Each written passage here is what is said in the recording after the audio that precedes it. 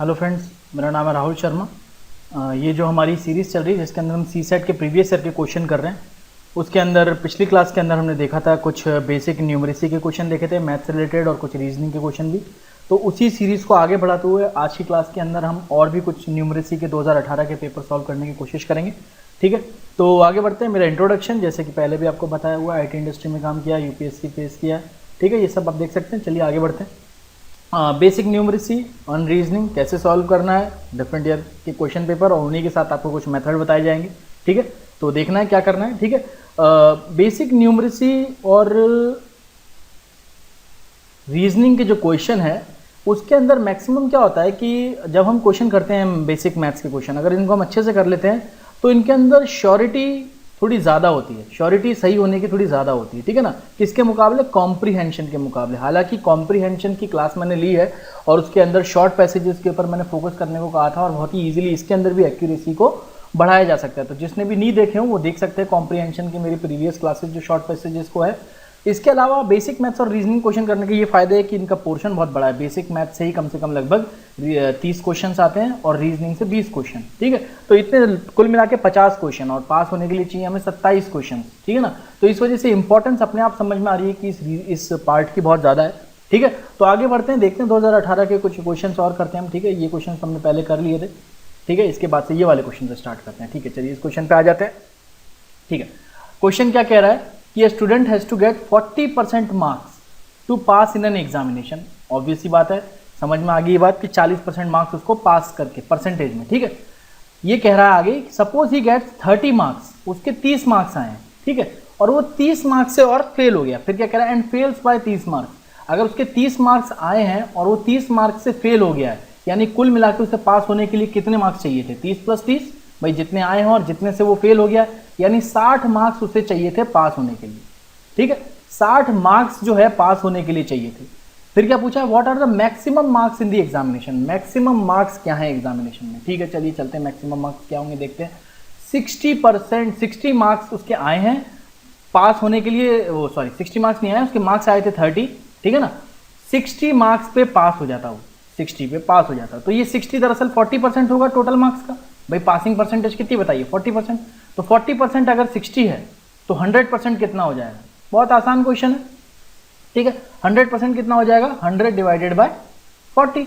ठीक है, तो 20 से कर दीजिए, ये 23 × 60, 22 × 40, खत्म। यानी कि 300 डिवाइडेड बाय 2, यानी कि मैक्सिमम मार्क्स हो गया आपका 150। ठीक है, तो ये सी वाला ऑप्शन सही हो जाएगा। देखिए, इस तरीके के कई सारे क्वेश्चंस आपको रीजनिंग के बहुत आसान से दिखाई देंगे। ठीक है, इनमें ज़रूरी क्या है? गलती होने के चांसेस कहाँ होंगे? ठीक है, गलती होने के चांसेस होंगे ये लास्ट लाइन के अंदर। ठीक है, लास्ट लाइन को अगर आपने रीड नहीं किया तो ज़्यादा गलती होने के चांस है। क्योंकि कभी कभी क्या हो जाता है कि जैसे मान लीजिए एक क्वेश्चन आया जिसके अंदर पूछा गया है कि एक नंबर है A, एक नंबर है B, एक नंबर है C, और इन तीनों का कुछ रिलेशन दिया है, और फिर पूछा है कि which is the lowest number in तीनों में। तो यार अगर आपने एंड में लोएस्ट नहीं पढ़ा तो आप क्या पता हाईएस्ट वाला नंबर बता दो वहां पे जाके। तो पूछा क्या है उसको जरा केयरफुल्ली देखना है। ठीक है ना, मैंने कई बार देखा जल्दी करने के चक्कर में क्या पूछा है उस पर से थोड़ा सा ध्यान हट जाता है। ठीक है, तो उस चीज का ध्यान रखें। चलिए अगला क्वेश्चन देखते हैं। इस तरीके के क्वेश्चन भी, ये सेट का क्वेश्चन है। ठीक है, इस तरीके के क्वेश्चन बहुत देखने को मिलेंगे आपको। 1-2 क्वेश्चन तो हर बार आता ही है। सिंपल सा फॉर्मूला है, क्या फॉर्मूला है उसे देख लेते हैं। ठीक है, क्वेश्चन क्या कह रहा है? 19 बॉयज प्ले हॉकी। चलिए 19 बॉयज हॉकी खेल रहे हैं, चलिए बात समझ में आ गई। 11 ने शर्ट पहन रखी है। क्वेश्चन कह रहे हैं 11 हॉकी शर्ट्स पहनते हैं और 14 ने हॉकी पैंट्स पहन रखी हैं। ठीक है, 14 ने हॉकी पैंट्स पहन रखी हैं, 11 ने शर्ट्स पहन रखी हैं। टोटल बच्चे 19 हैं। तो ऐसा तो हो नहीं सकता कि भाई बच्चे, इन दोनों की इंफॉर्मेशन के हिसाब से तो 25 हो गए बच्चे। तो इसका मतलब है कुछ बच्चे ऐसे होंगे जिन्होंने शर्ट और पैंट दोनों पहन रखी होगी और वो दोनों जगह काउंट हो रहे होंगे। सिंपल सी बात है ना भाई, टोटल बच्चे तो 19 ही हैं और 11 ने शर्ट 14 ने पैंट पहन रखी है। तो यानी कि अगर 19 ही बच्चे हैं, 11 ने शर्ट 14 ने पैंट पहन रखी है, तो कुछ बच्चे ऐसे होंगे जिन्होंने शर्ट और पैंट दोनों पहन रखी होंगी। तो यहाँ पे, और कुछ ऐसे भी हो सकते हैं जिन्होंने नहीं पहना हो शर्ट पैंट कुछ भी। ठीक है ना, तो कुछ और पहन रखा होगा। ठीक है, बिना कपड़ों के नहीं आए होंगे। ठीक है, तो यहाँ क्या लिखा हुआ है? There are no boys without shirts और पैंट्स। अच्छा चलिए, ये भी बता दिया इन्फॉर्मेशन में कि ऐसे तो कोई बच्चे नहीं है जिन्होंने शर्ट या पैंट नहीं पहन रखा हो कुछ भी। ठीक है, तो आपसे पूछा है number of boys wearing full uniform, यानी वो लड़के कितने हैं जिन्होंने पूरी यूनिफॉर्म पहन रखी है। ठीक है, चलिए तो कैसे निकालेंगे इसका, सिंपल सा ये है कि A plus B plus A intersection B is equals to A union B, sorry minus, sorry एक बार वापस बता देता हूं, ये थोड़ा गलत हो गया। ठीक है, इसका सिंपल सा ये है कि जिन्होंने हॉकी शर्ट्स है उसको आप A मान लीजिए, ठीक है, जिन्होंने हॉकी पैंट्स पहन रखी है उसको आप B मान लीजिए, और माइनस कर दीजिए A intersection B is equals to A union B। A union B यानी कि टोटल बच्चे कितने हैं, A यूनियन B हो गए आपके टोटल बच्चे कितने, टोटल बच्चे कितने 19। ठीक है, शर्ट्स कितनों ने पहन रखी है 11 ने, ठीक है, और पैंट्स कितनों ने 14 ने पहन रखी है, तो माइनस ये A इंटरसेक्शन यानी कि ये वो बच्चे हैं जिन्होंने शर्ट्स और पैंट दोनों पहन रखी है। सिंपल सा फॉर्मूला याद रखिएगा कि पहला सेट दूसरा सेट दोनों का इंटरसेक्शन। ठीक है, देखिए चक्कर क्या है कि ये शर्ट्स वाले बच्चे मान लीजिए, ये वाला सर्कल, ये वाला सर्कल पैंट्स वाले बच्चे मान लीजिए, ठीक है, ये A सर्कल ये B सर्कल, ठीक है, और टोटल बच्चे अगर पूछे हैं तो वो निकालना हो अगर, यानी कि इस टोटल का एरिया, तो उसमें आपका ये A वाला पार्ट आ जाएगा टोटल एरिया में A, दूसरा आ जाएगा B।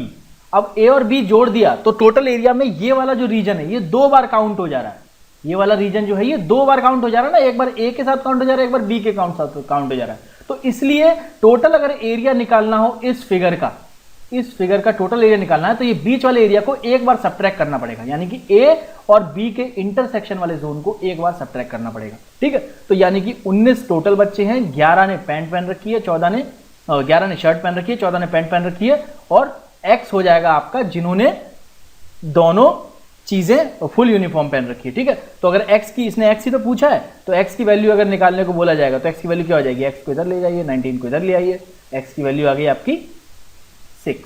ठीक है, 25 माइनस 19 वो आ गई X की वैल्यू। तो वो कितने बच्चे हैं ऐसे जिन्होंने फुल यूनिफॉर्म पहन रखी है, वो हो जाएगा आपका आंसर 6। सिंपल सा क्वेश्चन है, आप कई तरीके के ऐसे सेट्स के क्वेश्चन देखने को मिलेंगे आपको, आप इजीली सॉल्व कर सकते हैं, कोई दिक्कत नहीं। चलिए अगला क्वेश्चन करते हैं। ये क्या कह रहा है अगला क्वेश्चन कि 2 जने हैं A and B running on a circular track. Circular track बना लीजिए सबसे पहले। चलिए ठीक है, रफ पेपर के अंदर B is ahead of A and their position makes an angle of 30 degree. ठीक है, चलिए मैं यहां पे A को मान लेता हूं और B जो है वो उससे अहेड है, B सर्कुलर ट्रैक में उससे आगे है। चलिए B को यहां बना लिया। ठीक है, ये सेंटर हो गया, तो ये A हो गया और A से आगे आपका B है। और क्या कह रहा है कि B is ahead of A and their position make an angle of 30 degree, यानी कि ये 30 डिग्री का एंगल है। ठीक है, ये 30 डिग्री का एंगल है। पूरे सर्कल का ये कितना एंगल होता है, ये पूरा, इसकी बात की जाएगी तो अगर ये होता है 360 डिग्री, तो उसमें ये 30 डिग्री है। ठीक है, अब क्या कह रहा है, व्हेन A रीचेस, अब एट द स्टार्ट यानी शुरुआत में, रेस की शुरुआत में ही A B से थोड़ा पीछे है, और कितना पीछे है, 30 डिग्री के एंगल। ठीक है, फिर क्या कह रहे हैं, when A reaches diametrically opposite to the starting point, यानी कि A अपने डायमेट्रिकली अपोजिट पॉइंट में जब पहुंच रहा है, यानी जब A यहां पहुंच जा रहा है, A यहां पहुंच जा रहा है पूरा। ठीक है, तो ये एंगल कितना हो जाएगा, टोटल 180 डिग्री। ऑब्वियस सी बात है, 360 का हाफ। A जब यहां पहुंच जा रहा है, ही मीट्स B, उसी वक्त उसको वहां पे B भी मिल जा रहा है।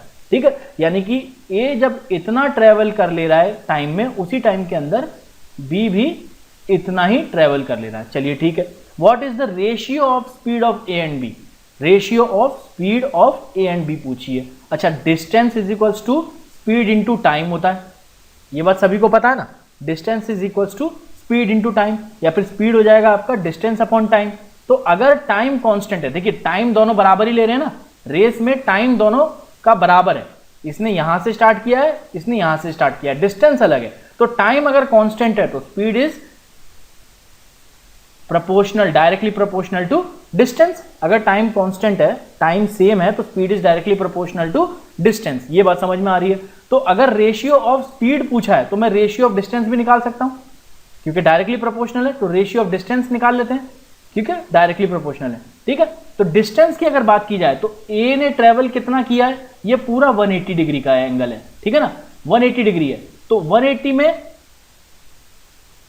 A ने ट्रेवल किया पूरा 180 डिग्री। ठीक है, हाफ सर्कल पूरा एक तरीके से। ठीक है, बात समझ में आ रही, पूरा हाफ सर्कल। लेकिन B ने केवल 150 डिग्री का ही ट्रेवल किया। ये बात समझ में आ रही है? बी ने केवल 150 एंगल ही ट्रेवल किया क्योंकि वो 30 डिग्री तो आगे ही था उससे, ठीक है ना। तो ए का कितना ट्रेवल है पूरा, ए का ट्रेवल है पूरा 180 डिग्री का ट्रेवल है, ठीक है ना, पूरे 180 डिस्टेंस। देखिए ये जो एंगल है ये ही डिस्टेंस, आप चाहें तो 2 पाई आर करके सरकमफेरेंस होता है तो पाई आर हो जाएगा उसका, और उसका हो जाएगा 5/6 पाई आर, बी का हो जाएगा, ठीक है। तो बी ने किया है 150 डिग्री, ठीक है, ए ने ट्रेवल किया है 180, बी ने किया है 150, तो ये यही डिस्टेंस का वो हो जाएगा, इसका रेशियो, डिस्टेंस का रेशियो। तो ये कितना हो जाएगा 6/5, ठीक है। तो यही, क्योंकि speed is directly proportional to distance, तो स्पीड का भी यही रेशियो हो जाएगा। तो क्या हो जाएगा जवाब आपका 6:5। बहुत आसान सा सवाल है, बस इतना पता होना चाहिए कि स्पीड जो है वो डिस्टेंस अपॉन टाइम है, सिंपल सी चीज है। मैं जानता हूं कई सारे स्टूडेंट्स होंगे जिनको लग रहा होगा यार ये क्या इतनी आसान सी बातें बता रहे हैं। देखिए हो सकता है साइंस के कुछ, इंजीनियरिंग के कुछ स्टूडेंट्स होंगे जिनके लिए बहुत आसान सी चीज होगी, लेकिन कई लोग जिनको मतलब ह्यूमैनिटीज, जो हिस्ट्री पढ़ते हैं, ज्योग्राफी पढ़ते हैं, ठीक है, तो उनका उस चीज में दिमाग ज्यादा चलता है, उनने इस चीज की प्रैक्टिस कम की होती है, तो ऐसा हो सकता है कि उनके लिए थोड़ी सी प्रॉब्लम क्रिएट करता हो। और ऐसा नहीं है, कई बार ओवर कॉन्फिडेंस में इंजीनियर और साइंस स्टूडेंट्स भी बहुत इजीली इस चीज को गलत कर देते हैं, तो ओवर कॉन्फिडेंस में भी नहीं आना है, ठीक है। क्वेश्चंस को ध्यान से पढ़ना है और सॉल्व करना है, ठीक है। चलिए आगे बढ़ते हैं नेक्स्ट क्वेश्चन की ओर। चलिए ये एक प्रॉफिट और लॉस वाला क्वेश्चन भी कर लेते हैं, ठीक है। अब इस तरीके का क्वेश्चन देखिए, इसके अंदर क्या हो रहा है, ठीक है। चलिए, a shopkeeper sells an article for ₹40, 40 रुपए में बेच रहा है और उसको X% प्रॉफिट हो रहा है, ठीक है, X% प्रॉफिट हो रहा है, ठीक है। और भी क्वेश्चन देखेंगे हम प्रॉफिट लॉस के, तब फॉर्मूला भी देखेंगे, पर इस क्वेश्चन को कितनी आसानी से 10 सेकंड के अंदर सॉल्व कर सकते हैं वो मैं आपको बताने जा रहा हूं, ठीक है। देखिए कैसे है, शॉपकीपर ने 40 रुपए के अंदर कोई आर्टिकल को बेचा है, 40 रुपए के अंदर बेचा है तो उसको प्रॉफिट हुआ है X% का। और क्या कह रहा है, when he sells at 20 rupees, जब 20 रुपीज में बेच रहा है तो उसको सेम परसेंटेज का लॉस हो रहा है, X%। यहां पे प्रॉफिट हो रहा है X%, X रुपीज का, और यहां पे 20 रुपए में बेचने में X का लॉस हो रहा है, ठीक है। अगर 20 रुपीज में बेचने पे, अगर आप कोई चीज 20 रुपए में बेच रहे हो तो आपको घाटा हो रहा है, और 40 रुपए में बेच रहे हो तो आपको फायदा हो रहा है। तो ऑब्वियस सी बात है कि जो आपने खरीदा हुआ सामान है उसकी रेट 20 से 40 के बीच में ही होगी।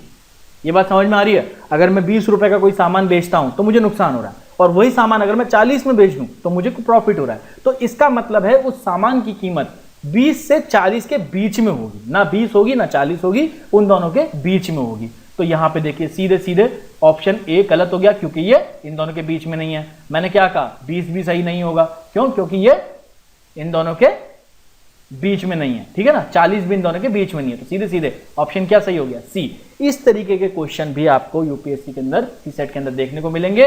इन क्वेश्चनों को जब आप जल्दी सॉल्व करेंगे 5 सेकंड, 10 सेकंड, 20 सेकंड के अंदर, तभी आपको दूसरे क्वेश्चन के लिए ज्यादा टाइम मिलेगा, ठीक है। अगर आप लॉन्ग मेथड से करना चाहें तो वो भी कर सकते हैं, कोई बड़ी बात नहीं है, ठीक है ना। यहाँ पे देख लीजिए, ऑप्शन उठा लीजिए 30 पे अगर 40 रुपए में बेच रहे हैं तो 10/30 यानी कि 33% का प्रॉफिट हो रहा है। 20 रुपए में बेच रहे हैं तो 10 रुपए का लॉस हो रहा है, तो 10/30 अगेन 33% का लॉस हो रहा है। तो वो बात जो है वो सही प्रूव भी हो रही है। सिंपल सा क्वेश्चन है, प्रॉफिट लॉस का कोई ज्यादा मुश्किल क्वेश्चन नहीं है, ऑप्शन देखते ही समझ में आ जा रहा है, ठीक है। देखा आपने किस तरीके से ऑप्शन को देखते ही आप क्वेश्चन को बहुत ईजिली, बहुत ही कम समय के अंदर सॉल्व कर सकते हो, ठीक है। चलिए अगले क्वेश्चन के अंदर चल जाइए। अगला क्वेश्चन क्या कह रहा है, there are 24 equally spaced points lying on a circumference of the circle.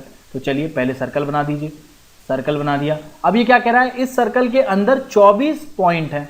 चलिए ठीक है, इक्वली डिस्टेंस है, ठीक है, इक्वली डिस्टेंस है, 24 है। चलिए 24 पॉइंट्स हैं, ठीक है। What is the maximum number of equilateral triangle that can be drawn by taking sets of 3 points at the vertices. अब इक्विलेटरल ट्राइंगल कब बनेगा, जब मैं ऐसा ट्राइंगल बनाऊं जिसकी तीनों साइड इक्वल हो, यही तो होता है इक्विलेटरल ट्राइंगल, ठीक है, तीनों साइड इक्वल हो। यानी कि 24 पॉइंट में अगर मैं किसी एक पॉइंट को पहला मान लूं तो लाइन कहां से कहां करेगी, 9वें पॉइंट को कनेक्ट करेगी, और फिर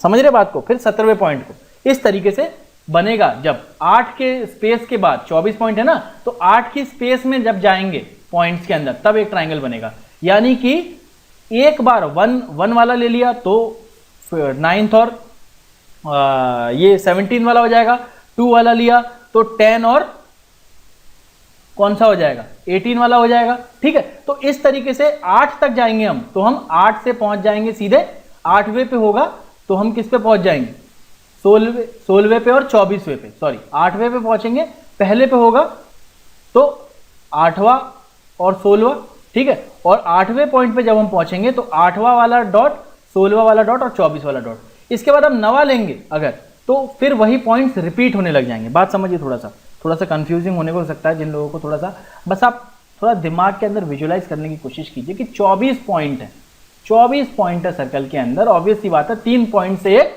इक्विलेटरल ट्रायंगल बनेगा, ठीक है।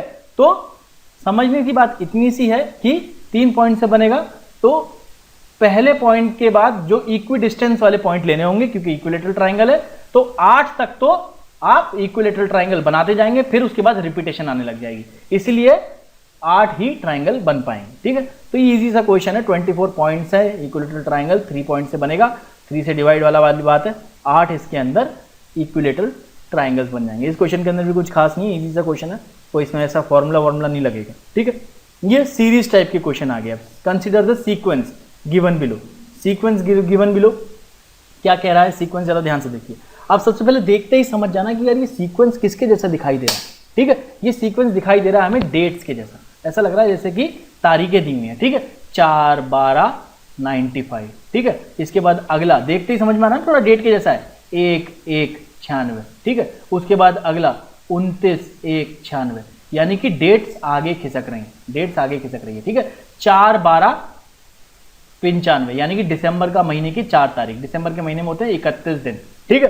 तो कितना, 5 से लेकर 31 तक के दिन हो गए, तो 27 दिन ये हो गए, और 27 दिन के अगले वाले दिन की 27 दिन बाद जो दिन आएगा वो अगली सीरीज में नंबर है, ठीक है। अब इसमें के अंदर फिर मैं 27 दिन छोड़ता हूं, 2 तारीख से लेकर 28 तारीख तक, तो 27 दिन बाद वापस से क्या आ गया, 29 1 96, 29 1 96। अब 29 1 96 से 27 दिन आगे बढ़ते हैं अगर आप, 27 डेज, ठीक है, तो आ रहा है 26 2 96, 26 2 96। तो अगर अगला नंबर पूछा गया है तो अगेन 27 दिन का हमें बीच में गैप देना पड़ेगा, 27 डेज का बीच में गैप देना पड़ेगा। लेकिन यहीं पे आपको थोड़ा सा ध्यान देना है, ये फरवरी का महीना है, फरवरी का महीना है, 96 है, 96 यानी कि 4 से डिवाइड हो रहा है, यानी लीप ईयर है, ये लीप ईयर है, ठीक है। इसके अंदर मैं एक और कंसेप्ट बता दूं, लीप ईयर के डिवाइड करने का, लीप ईयर पता लगाने का एक सिंपल सा कंसेप्ट होता है कि अगर वो ईयर जैसे 1990 हो गया, अगर वो 4 से डिवाइड हो रहा है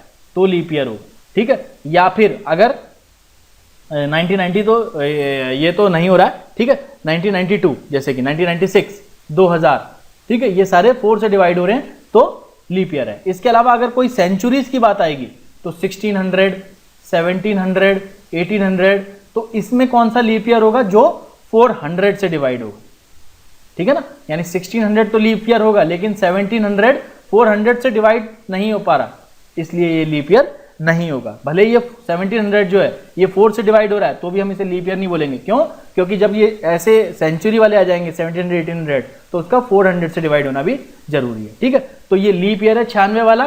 तो 26 फरवरी यानी कि 26 फरवरी से 27 दिन आ गए, तो 26 फरवरी से 27 28 29 फरवरी हो गई, ठीक है। 3 दिन तो ये हो गए, 27 28 और 29 फरवरी, 3 दिन ये हो गए। फिर 1 से लेकर 24 मार्च, ये 24 दिन और हो गए, 27 दिन हो गए, तो आपका जवाब क्या हो जाएगा, 25 मार्च 96। तो आपका आंसर क्या हो जाएगा, 25 3 96। तो ये आपका आंसर हो गया, ठीक है। समझ में आ रहा है सीरीज कैसे बन रही है, थोड़ा सा ध्यान देना है कि ये लुक इसका कैसा है, डेट वाला लुक है। तो इस तरीके के क्वेश्चन को थोड़ा सा, ये नहीं है कि ये 4 के बाद 1 आ गया, 1 के बाद 29 हो गया, 29 के बाद 26, कंफ्यूज नहीं होना है, ठीक है। थोड़ा सा डेट टाइप का पैटर्न दिख रहा है तो अपने आपको समझ में आ जाना चाहिए कि हाँ यार ये तो बिल्कुल डेट जैसा पैटर्न है, मंथ और डे मंथ और ईयर वाला, ठीक है। चलिए अगले क्वेश्चन की ओर देखते हैं। अगला क्वेश्चन क्या कह रहा है, 12 equal squares are placed to fit in a rectangle of diagonal 5। एक रेक्टेंगल है, एक रेक्टेंगल बना लीजिए भैया, सही है, चलो बढ़िया बता दी बात। उसके अंदर डायगोनल जो है वो 5 सेंटीमीटर का बोल दिया। अगर डायगोनल 5 सेंटीमीटर का है, रेक्टेंगल है, 90 डिग्री एंगल होता है रेक्टेंगल के अंदर इधर, तो ये इक्विलेटरल ट्राइंगल हो गया, ये इक्विलेटरल ट्राइंगल हो गया। तो ये 5 है, तो 5 का square is equals to A square plus B square हो जाएगा, ठीक है ना। तो ये एक तरीके से 3 हो जाएगा, ये 4 हो जाएगा। इतना सिंपल, सभी को समझ में आ रहा होगा क्यों हो गया ये 3 और 4, क्योंकि ये एक तरीके से राइट एंगल ट्राइंगल हो गया। राइट एंगल ट्राइंगल के अंदर क्या होता है कि ये जो हाइट का स्क्वायर प्लस बेस का स्क्वायर इक्वल्स टू हाइपोटेनस का स्क्वायर, सबको पता होगा ये बात तो, ठीक है। चलो पाइथागोरस लगा दिया आपने, 5 का ये 3 और 4 निकाल लिया। अच्छा अब क्या पूरा कह रहा है अगला कि there are 3 rows containing of 4 squares. चलिए ठीक है, तो 3 रोज कंटेनिंग ऑफ 4 स्क्वायर, तो एक ये पहले रेक्टेंगल बना दिया, ठीक है। ये कह रहा है इस रेक्टेंगल के अंदर हमें ये तो पता चल गया ये 3 है, तो ये सॉरी ये 3 है और ये 4 है, ठीक है। इसके अंदर 3 रो बना रहा है, 3 रोज ऑफ 4 स्क्वायर्स ईच। अब तीनों के अंदर 4 स्क्वायर्स हैं, ठीक है। तो ये एक तरीके से क्या हो गया, ये 1 ये 1 ये 1 ये 1 और ये 1, ये वाला भी 1 हो गया स्क्वायर और ये वाला भी 1 हो गया। कितने स्क्वायर बन गए, ये टोटल 12 स्क्वायर बन गए, क्योंकि बीच में कोई गैप नहीं, ठीक है। What is the area of each square, भैया सीधी सी बात है, 12 स्क्वायर बन गए हैं, 12 स्क्वायर बन गए हैं एक रेक्टेंगल के अंदर। तो रेक्टेंगल का एरिया क्या होता है, लेंथ इंटू ब्रेड्थ, यानी कि 3 इंटू 4 12। रेक्टेंगल का एरिया है 12, उसके अंदर 12 स्क्वायर है, तो सबका इक्वल होगा 12 divided by 12 equals to 1 square centimetre. Answer हो गया आपका, ठीक है। आसान सा क्वेश्चन है, डायग्राम बना लेंगे अगर सही से तो बहुत इजीली क्वेश्चन सॉल्व हो जाएगा, ठीक है। थोड़ी सी प्रैक्टिस करते रहिए इस तरीके के क्वेश्चन की। देखिए बेसिक न्यूमरेसी के यूपीएससी के जो सवाल है ना, वो आपके एसएससी और उस टाइप के क्वेश्चन नहीं होते हैं, वो थोड़े सिंपल होते हैं। ये सिंपल होते हैं, इन क्वेश्चन के अंदर ज़्यादा हेडेक लेने की कोई ज़रूरत नहीं है। थोड़ी सी प्रैक्टिस करेंगे, 1-2 साल के पेपर इस तरीके से बना के देखेंगे, ईजिली सॉल्व हो जाएंगे, ठीक है ना। ज़्यादा स्ट्रेस नहीं लेना इस चीज़ का, ठीक है। अब कुछ लोगों को मैंने देखा है कि ये फिगर टाइप के क्वेश्चन के अंदर भी थोड़ी सी दिक्कत आती है कि भैया इसके बाद ये आया, इसके बाद ये आया। तो एक तरीके से ये रीजनिंग का एक क्वेश्चन है, इसको जरा ध्यान से देखेंगे क्या हो रहा है इसके अंदर, ठीक है। इसके अंदर यूपीएससी के अंदर कोई बहुत ज़्यादा मुश्किल सवाल नहीं आते कि आपको लगे कि कैट लेवल का क्वेश्चन आ रहा है, भाई ऐसा नहीं होता, इतना ज़्यादा 10 लेवल की क्लास के क्वेश्चन है, ठीक है। अभी देखिए ये पैटर्न दिया हुआ है, इसके अंदर ये फर्स्ट सेकंड थर्ड तीसरे पे चला गया, ठीक है। तो ये फिगर बदलते जा रहे हैं, इधर भी फिगर बदलते जा रहे हैं, तीनों लाइन के अंदर फिगर बदलते जा रहे हैं। पूछा गया यहाँ पे क्या है, ठीक है। तो अब चीजों में कुछ नहीं, कुछ ध्यान देना है, ठीक है। अब या तो ये सोचो कि यार यहां से ये हो गया, यहां से ये हो गया, अब ये वाला इधर आ गया, इसके नीचे ये डंडी आ गई, ये सब क्या हो रहा है, ठीक है। इतना नहीं सोचना है, सिंपल सा है। पहले ये देखिए, हर एक लाइन को इंडिविजुअली ले लीजिए, हर एक लाइन को इंडिविजुअली ले लीजिए, चाहे ऐसी ले लीजिए चाहे ऐसी ले लीजिए। अब इसके अंदर एक गोले वाला है, दूसरे के अंदर आगे रेक्टेंगल बना हुआ है, तीसरे के अंदर एरो बना हुआ है, ठीक है। इधर भी देखिए, एक रेक्टेंगल बना हुआ है, एक एरो बना हुआ है, एक गोला बना हुआ है। तो इधर भी क्या होना चाहिए, एक एरो बना हुआ है, एक गोला बना हुआ है, तो इधर स्क्वायर होगा। तो आपके आंसर के अंदर स्क्वायर होना जरूरी है। ये बात समझ में आ रही है मैंने क्या बोला, क्योंकि हर एक लाइन के अंदर एक गोला पॉइंट पे, लाइन के पॉइंट के आगे एक जगह रेक्टेंगल, तो एक जगह एरो है। तो तीसरी वाली के अंदर क्या है, एरो बना हुआ है, गोला बना हुआ है, लेकिन रेक्टेंगल नहीं बना हुआ है। अब ऑप्शन के अंदर जाइए, किसके अंदर रेक्टेंगल बना हुआ है, केवल पहले ऑप्शन के अंदर रेक्टेंगल बना हुआ है। तो ज्यादा कुछ चेक करने की जरूरत नहीं है, कितनी आसानी से क्वेश्चन सॉल्व हो गए। समझ में आ रही ना बात। अब इधर भी देख लीजिए ना, ये गोला बना हुआ है पहले के अंदर, दूसरे के अंदर रेक्टेंगल, तीसरे के अंदर एरो, इधर भी रेक्टेंगल एरो और गोला। तो इधर एरो पहला, दूसरा गोला, तो तीसरा रेक्टेंगल ही होगा, ऑब्वियस सी बात है, यही मिसिंग है। और अगर आगे भी देखना हो तो और भी देख सकते हैं। देखिए ये 2 ऐसी टेढ़ी डंडी बनी हुई है इधर, ये 3 ऐसी डंडी और 4 ऐसी डंडी। फिर दूसरे वाली लाइन के अंदर 4 डंडी आ गई, 2 डंडी आ गई, 3 डंडी आ गई, ठीक है। तो तीसरे वाले के अंदर भी 3 डंडी आ गई, 4 डंडी आ गई, तो अगले वाले के अंदर 2 डंडी होंगी ना। तो देखिए 2 डंडी मौजूद है इसके अंदर, तो और कंफर्म हो गया कि हमारे इस वाले क्वेश्चन का जवाब तो ए ही होगा, ठीक है। तो बस थोड़ा सा सीक्वेंस को समझना है, कोई ज्यादा मुश्किल क्वेश्चन नहीं होते हैं, बेसिक 10 लेवल की क्लास के क्वेश्चन है, ठीक है। चलिए इन्हीं क्वेश्चन को थोड़ा सा प्रैक्टिस करेंगे। पुराने अलग से किताबें, हजारों किताबें खरीदने की कोई जरूरत नहीं है कि वर्बल रीजनिंग के लिए आप RS अग्रवाल और सब उठा के लिए आए, ठीक है ना। आप तो सिंपल सा CSET के लिए तो बेसिक पुराने सर के पेपर भी अगर सॉल्व करेंगे तो ईजिली क्लियर कर जाएंगे, ठीक है। चलिए आगे बढ़ते हैं। अगला क्वेश्चन क्या कह रहा है, a person bought a refrigerator worth ₹22,800। ये आपको थोड़ा सा कंपाउंड इंटरेस्ट का क्वेश्चन है, ठीक है। ये यूपीएससी के अंदर कैसे सॉल्व करना है। 22,800 का उसने लिया, इंटरेस्ट रेट है कितनी, 12.5%। अब कंपाउंड इंटरेस्ट पे दिया हुआ है, कंपाउंड इंटरेस्ट में क्या होता है, हर साल इंटरेस्ट पे भी इंटरेस्ट लगता है, इतना सा सिंपल सा फंडा है, ठीक है। अब ये क्या कह रहा है कि at the end of first year उसने 8,650 रुपए दे दिए, भैया 8,650 रुपए पे कर दिया उसने, ठीक है। दूसरे ईयर के एंड में 9,125 रुपए पे कर दी, ठीक है।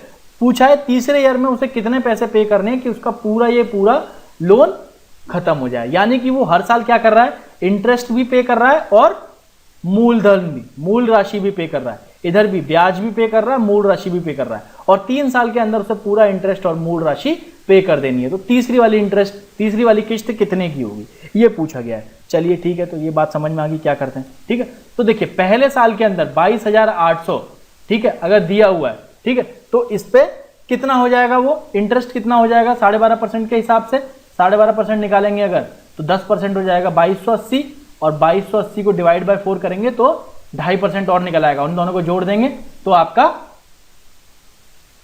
4 5 7 570, ठीक है। तो इसके अंदर आप 570 जोड़ दीजिए तो क्या आ गया 2,850। इतना इंटरेस्ट उसे पे करना था पहले ईयर के बाद। पहले ईयर के बाद कितना इंटरेस्ट, 12.5% कितना निकलेगा पहले ईयर के बाद 2,850। तो पहले ईयर के बाद इंटरेस्ट आया 2,850, ठीक है। तो उसे पहले ईयर के बाद 2,850 पे करना था, यानी पहले ईयर के एंड में कितना पैसा हो गया था उसका उधार का, 22,800 प्लस 2,850, ठीक है। तो यानी टोटल कितना हो गया 22,800 2,850, यानी कि 0,552 25,650, ठीक है, 25,650। अब उसने पे कितना कर दिया, उसमें से उसने पे कर दिया 8,650, 8,650 पे कर दिया, तो बचा कितना 17,000। केवल अब 17,000 का उधार रह गया पहले ईयर के एंड में। समझ में आई बात, ठीक है। अब आ जाइए दूसरे ईयर के, ईयर वाइज ईयर सॉल्व करेंगे, कंपाउंड हम ईयर वाइज ईयर यहीं करते जाएंगे क्वेश्चन के अंदर। अब दूसरे ईयर के अंदर, अब इसके अंदर 17,000 जो बचा है, इसमें इंटरेस्ट रेट भी, वो इंटरेस्ट का भी जोड़ दिया था हमने 25,650 में, और इस पूरे 17,000 पे अब इंटरेस्ट लगेगा। कितना लगेगा, वही 12.5%, ठीक है। तो 17,000 का 12.5% कितना होता है, निकालिए, ठीक है। 1700 प्लस 1700 का 2.5%, 12.5%, 10% तो हो गया 1700, और 1700 का 2.5% हो जाएगा आपका, निकालिए 2.5% इसका 425 रुपए, ठीक है। तो कितना हो गया आपका 2125 रुपए इंटरेस्ट हो गया, ठीक है। तो टोटल अमाउंट अब कितनी पे करनी पड़ेगी उसे, 17,000 और 2125 रुपए, तो कितना हो गया ये 19,125 रुपए उसे पे करनी है। इसमें से उसने कितना पे कर दिया दूसरे ईयर में, उसने पे कर दिया 9,125, तो बचा कितना 10,000। तीसरे ईयर में उसे ये 10,000, तीसरे ईयर के एंड के बाद ये 10,000 प्लस 10,000 के ऊपर भी अब वापस से इंटरेस्ट लगेगा ना 12,500, तो 12,500 रुपए का इंटरेस्ट फिर से लगेगा इस 10,000 के ऊपर। तो 10,000 के ऊपर 12.5% का इंटरेस्ट, तो 10,000 का 12.5% कितना होता है 1,250 रुपए, और 10,000 उसको मूल भी चुकानी है तीसरे वाले के अंदर। तो जैसे ये चुका देगा वो उसका पूरा लोन खत्म हो जाएगा, तो ये हो गया 11,250। तो आपका आंसर हो गया ये आपका 11,250, तीसरे ईयर के एंड में उसे पे करना पड़ेगा। आई होप सभी को समझ आया कैसे हमने ईयर वाइज ईयर इसे सॉल्व किया है। चलिए ठीक है, ये क्वेश्चन भी हो गया, इजी था, कुछ नहीं है इसके अंदर कंपाउंडेड का, ठीक है। मैं फॉर्मूले के हिसाब से इसलिए नहीं बता रहा हूं, आप नेट पे जाइए, हर जगह सिंपल इंटरेस्ट, कंपाउंड इंटरेस्ट, फॉर्मूले उनके क्वेश्चन होते हैं। यूपीएससी के अंदर डायरेक्ट फॉर्मूला लगा के क्वेश्चन वाले कम होते हैं, ठीक है ना, थोड़ा सा दिमाग लगाने वाले क्वेश्चन होते हैं। सी सेट के अंदर वो आपकी मैथ्स नहीं चेक करना चाह रहे कि आपको कितनी भयंकर मैथ्स आती है, वो आपका दिमाग किस तरीके से काम कर रहा है, ठीक है ना। तो इसके अंदर उन्होंने फॉर्मूला वाला क्वेश्चन नहीं दिया आपको डायरेक्ट एक तरीके से, आपको सीधे सीधे ईयर वाइज ईयर निकाल के आंसर निकाल देना है, ठीक है ना। तो वो देख लीजिएगा, ठीक है। चलिए आगे बढ़ते हैं। 70, देखिए यहाँ पे प्रैक्टिस फॉर्मूले की नहीं हो रही है, मैं पहले ही बता रहा हूँ। यहाँ पे फॉर्मूले तो आपको सारे आपको पता ही होंगे, बहुत आसानी से निकल आएंगे। यहाँ प्रैक्टिस हो रही है कि सी सेट के अंदर कैसे क्वेश्चन आते हैं और उनको जल्द से जल्द कैसे सॉल्व किया जा सकता है वहाँ पे, ठीक है ना। हर जगह आपका वो फॉर्मूला जरूरी नहीं है काम करे, यूपीएससी थोड़ा क्वेश्चनों को बदल सा देता है, थोड़ा फेर बदल कर देता है कि आपके फॉर्मूले वाली चीज़ ज़्यादा हर जगह ना लगे, ठीक है। चलिए ठीक है, यहाँ पे लगेगा कि सिंपल सा फॉर्मूला होना जरूरी है, वहां पे बता दिया जाएगा, ठीक है। चलिए 70 वाला क्वेश्चन, अब ये देखिए इसके अंदर क्या है, अगेन उसी टाइप का सीक्वेंस वाला क्वेश्चन, ठीक है। सीक्वेंस के अंदर देखते क्या है, दो चीजें हैं। पहली बात तो इंपॉर्टेंट चीजें क्या है, दो चीजें हैं, ये अपनी पोजीशन बदल रही है, एक ये थोड़ा सा स्क्वायर और ये आपका ट्राइंगल, ठीक है। तो स्क्वायर के अंदर क्या हो रहा है, पहले फिगर से देखिए सातवां अगला फिगर, ऑब्वियस सी बात है अगला फिगर ही पूछा गया होगा, ठीक है। तो रीड कर लीजिए, गिवन फिलो 7th वाला पूछा है, ठीक है, 7th वाला पूछा है। तो पहले से दूसरे के अंदर मूव कर रहे हैं, तो ये यहाँ का यहाँ चला गया है, दूसरे से तीसरे के अंदर जाते हैं तो ये यहाँ का यहाँ आ गया। अभी पहले स्क्वायर को ही देखिए, केवल तीसरे के अंदर स्क्वायर यहाँ पे है, चौथे के अंदर वो यहाँ का यहाँ चला जाएगा, ठीक है। पांचवे के अंदर वो यहाँ का यहाँ चला जाएगा, और छठे के अंदर वो पांचवे के अंदर वो यहाँ का यहाँ चला जाएगा, छठे के अंदर वो यहाँ का यहाँ चला जाएगा, और सातवें के अंदर क्या होगा, स्क्वायर जो है वो यहाँ का यहाँ चला जाएगा। तो कोई ऑप्शन है जिसमें यहाँ का यहाँ दिया हुआ है, मतलब ये इस वाली पोजीशन के अंदर दिया हुआ है यहाँ पे स्क्वायर, तो देखिए इसके अंदर ये वाला ऑप्शन गलत हो गया। दूसरा ऑप्शन ये सही हो सकता है, किसी और के अंदर तो नहीं है ऐसा, नहीं इसके अंदर भी नहीं है ऐसा और इसके अंदर भी नहीं है, तो सीधे सीधे इसी को लगा के आप आगे बढ़ जाइए, ठीक है ना, क्योंकि हमें सीक्वेंस यहाँ पे समझ आ गया। अब और ज़रा टाइम खर्च करने की जरूरत नहीं है, लेकिन फिर भी आपको अगर कंफर्मेशन करना है तो आप फिर ट्राइंगल की पोजीशन भी देख लीजिए। ट्राइंगल में क्या हो रहा है, पहले वाले में वो यहाँ है, दूसरे वाले के अंदर यहाँ का यहाँ आ जा रहा है, समझ में आ रहा है, ठीक है। देखिए उसके बाद वाले में यहाँ का यहाँ चला जा रहा है, ठीक है ना, यहाँ इधर से यहाँ चला जा रहा है, अगले वाले में यहाँ का यहाँ चला जाएगा, यानी एक एक पोजीशन एक क्लॉकवाइज बढ़ रहा है और एक एंटी क्लॉकवाइज बढ़ रहा है। ट्राइंगल जो है वो आपका एंटी क्लॉकवाइज बढ़ रहा है, तो या इसमें कहाँ होगा, यहाँ होगा नीचे, तो वो सॉरी यहाँ पे है, तो यहाँ के बाद वाला यहाँ पे होगा, इस वाली पोजीशन के अंदर होगा, ठीक है। तो वो कौन सा आंसर है आपका, बी वाला, ठीक है। तो बहुत इजी सा क्वेश्चन है, इसके अंदर भी कोई बहुत ज़्यादा ऐसा कोई मुश्किल पार्ट नहीं दिया हुआ है, ठीक है। आई होप इजी होगा सबके लिए ये। देखिए ये फिगर वाले क्वेश्चन जो है इसके अंदर हमें एक एक चीज़ को उठा के देखना है कि उसके साथ क्या हो रहा है, फिर दूसरे वाले पार्ट को लीजिए। लेकिन कई बार क्या होगा यूपीएससी के अंदर आप देखेंगे कि जैसे एक ही चीज़ से स्क्वायर की पोजीशन देखने से ही आपका आंसर निकल जा रहा है, तो अगेन लगे नहीं रहना है कि स्क्वायर का पता लग गया, इससे पता लग गया कि बी वाला ऑप्शन है, लेकिन कंफर्मेशन के लिए और रुक जाता हूँ, कोई इतनी ज़्यादा ज़रूरत नहीं है। लेकिन हाँ फिर भी अगर आपकी स्पीड ठीक है तो आप एक बार कंफर्म भी कर सकते हैं। लेकिन जो लोग स्पीड से जूझते हैं वो अपने समय को बचाने का सबसे अच्छा तरीका यही है कि एक बार जैसे ही आपने स्क्वायर की पोजीशन देख ली कि भैया स्क्वायर की अगली पोजीशन क्या होगी, तो एक बार ऑप्शन के अंदर देख लीजिए क्या तीनों ऑप्शन एलिमिनेट तो नहीं हो जा रहे। अगर तीनों एलिमिनेट हो जा रहे हैं तो सीधे के सीधे उसी को लगा दीजिए, ट्रायंगल को देखने की भी जरूरत नहीं है। इस तरीके से आप कम से कम 20 से 30 सेकंड हर क्वेश्चन में इस तरीके के क्वेश्चन में बचा सकते हैं। ये 20 से 30 सेकंड अगर आपने कम से कम 15-20 क्वेश्चनों में बचा लिए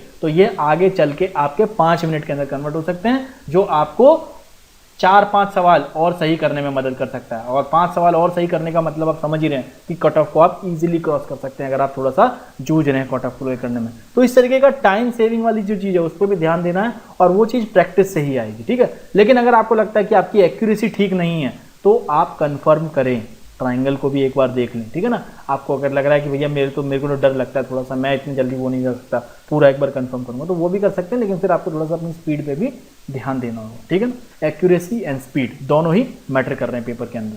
चलिए आगे बढ़ते हैं।